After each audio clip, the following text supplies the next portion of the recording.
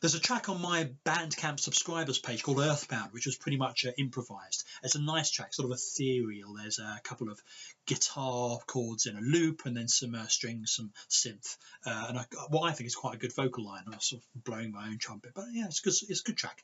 But someone asked when I told them it was improvised, how do you come up with material like that so quickly?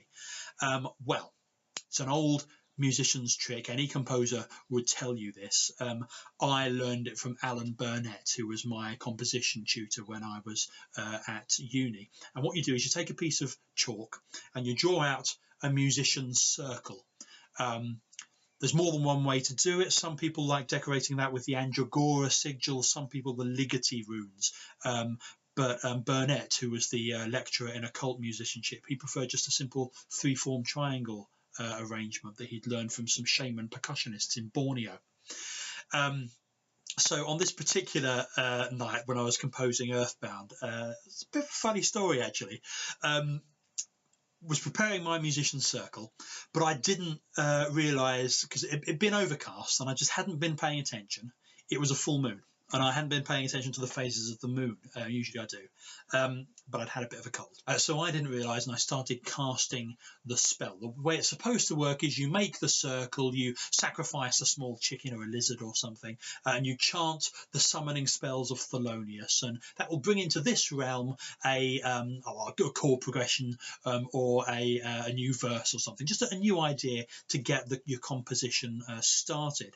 But like I say, I hadn't been paying attention to the phases of the moon, didn't realise it was full moon, and because of my cold, I mispronounced the word Azagthoth. It came out as Azagthon, which, as you know, is a much more powerful word. So rather than summoning into this realm just a new chord progression or an idea for a melody or something, there was instead a puff of smoke, and the musician circle was suddenly full of tentacles, and the gaping maw of Zorotl, spawn of Cthulhu, eater of souls. So where was I to put my face? Here was me hoping for a new song idea, and instead I've got a demon from the netherworld and a magic circle full of tentacles. So anyway, what I did was I battered away the tentacles. I tried to ignore the shrieks of eldritch voices, the likes of which man should never hear. And I took out my relic. Every musician has a relic. Mine is a plectrum that was said to have been used by the wizard Hendrix himself. All I did was I chanted through a couple of rounds of the spell of all banishing.